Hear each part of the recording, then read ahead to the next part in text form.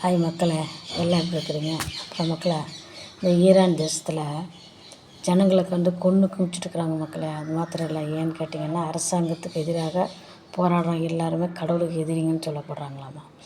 ஏன்னு கேட்டிங்கன்னா அங்கே விலைவாசிகள் அதிகமாக இருக்குது. ரெண்டாவது, அந்த அரசு தீவிரவாத கூட்டம் கும்பலுங்களை சேர்த்து வச்சுக்கிட்டு தீவிரவாதிகளுக்கு பணத்துங்களை குச்சல் பண்ணிவிட்டு இந்த ஜனங்களை விலைவாசி அதிகமாக அவங்களால காட்டுப்பிடிக்க முடியாமல் ஜனங்க ரொம்ப கஷ்டத்தில் ஆகிட்டாங்க.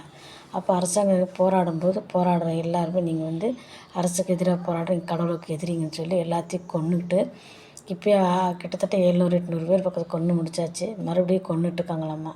இப்போ ஒரு 26 வயசு பையனை போராடின அந்த சின்ன வயசு பையனை பிடிச்சி 3 நாளையில் வீட்டுக்கு தெரியப்படுத்தக்கூடாமல் 3 நாளையில் அந்த பையனை தூக்கில் போட போகிறாங்களாம் மக்களை. எல்லாத்துக்கும் இதே தண்டனை தான், இதுதான் எல்லாத்துக்குமே சொல்லி போராடுற எல்லாத்துக்கும் இதுதான் கதின்னு சொல்லி எல்லாத்துக்கும் எதிராக அந்த பையனுக்கு தூக்கு தண்டனை கொடுக்க போகிறாங்க. ரெண்டாவது, அவங்க வீட்டில் தெரியப்படுத்தக்கூடாது, அவங்க யார்கிட்ட பேசக்கூடாது.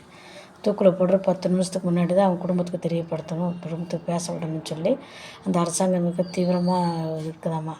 அமெரிக்காவும் அவங்களுக்காக எதிராக எல்லா நாடுகளுமே அவங்க மிகவும் அதிர்ச்சியில் இருக்கிறாங்க. தயவுசெய்து அதுங்களை நீங்கள் அவங்களுக்காக ஜெபம் பண்ணுங்கள். ரெண்டாவது, மக்களை முஸ்லீம்கள் நீங்கள் யாராவது என் வீடியோ பார்க்குறதா இருந்தால் தயவுசெய்து அந்த தேசத்தில் இருக்கிற ஒவ்வொரு மக்களுக்காகவும் நீங்கள் துவா செய்யுங்க. கடவுள் நீங்கள் அதிகமாக வேண்டிக் கொள்ளுங்கள். ஏன்னா அந்த தேசம் அழிவுக்கு எதிராக நிற்கிறது.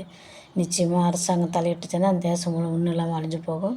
நிச்சயமாக நீங்கள் அவங்களுக்காக வேண்டிக் கொள்ளணும். இதுதான் என்னோடய வேண்டுகோள். மக்களை பாருங்கள், நம்ம இந்தியாவில் தமிழ்நாட்டில் நிம்மதியாக இருக்கிறோம். இவ்வளோ ஒவ்வொரு நாடும் அழிஞ்சிட்ருக்குது. கடவுளை வேண்டிக்க, கடவுளுடைய வருகை சமீபமாயிருச்சு என்பது இதுதான் நமக்கு தெளிவுபடுத்துது. இதுக்கு மேலே இன்னும் ஒன்றும் இல்லை மக்களை. நம்ம கடவுளை மட்டும் வேண்டிட்டு போயிட்டு யார் எப்படி போனாலும் இருக்கட்டும்னு சொல்லி நம்ம நினைக்காத அளவுக்கு கடவுளை வேண்டுங்க. எல்லாத்துக்காக கடவுள், இந்த தேசத்துக்காக நான் ஒவ்வொரு நாளும் இந்த உலகத்தில் இருக்கிற ஒவ்வொரு மக்களுக்காக நான் ஜெபிப்பேன். அதே மாதிரி நீங்களும் ஜெபம் பண்ணுங்கள் மக்களை. நீங்களும் இதுவாக பண்ணுங்கள். கர்த்தருடைய கிருபை உங்களோடு கூட இருப்பதாக.